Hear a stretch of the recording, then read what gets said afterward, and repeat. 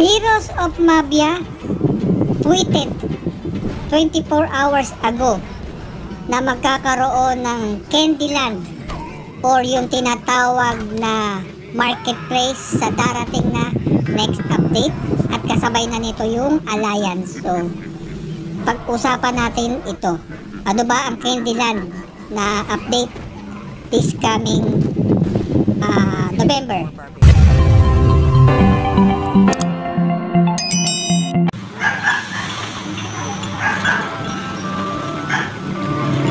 Okay guys, balik tayo sa topic natin, ha?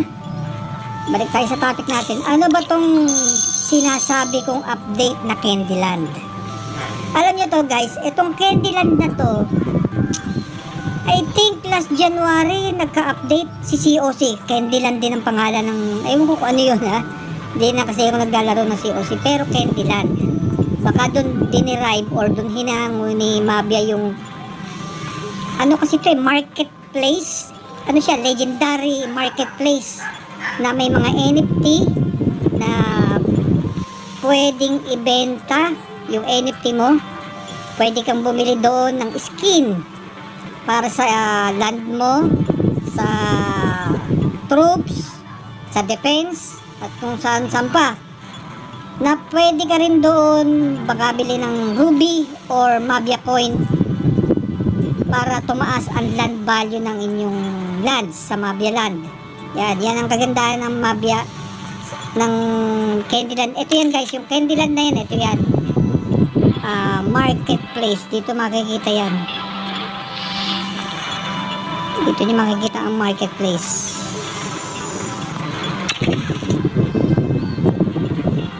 Baka dito yan sa cosmetics,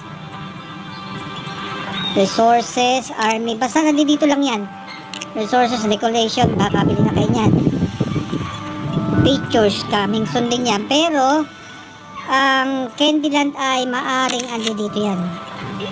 Kasi kasabay na siguro ng ang nakuha kong info, kasabay na ng Candyland yung Alliance. Okay? Marketplace, dito lang yan. Dito lalagay yan sa may bandang armory, I think. Nandito kasi lahat eh.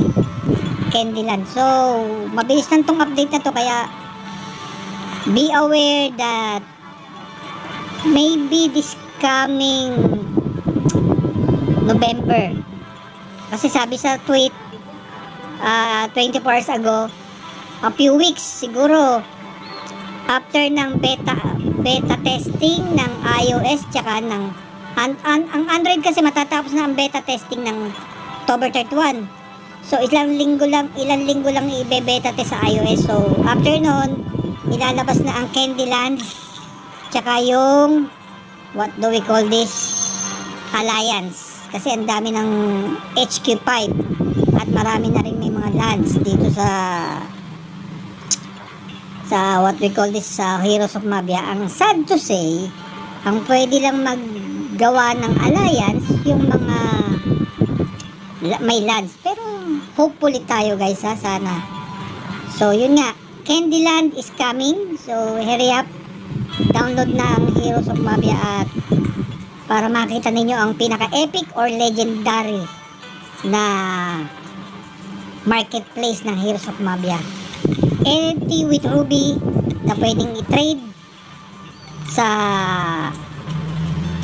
ruby, i-trade ninyo papuntang MetaMask, Ethereum to USD, tapos Ethereum USD to Binance to Gcash, para maging pera ang NFT nyo.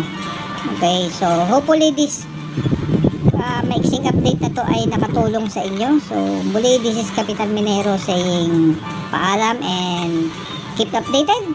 Hit the notification bell para lagi kayong updated.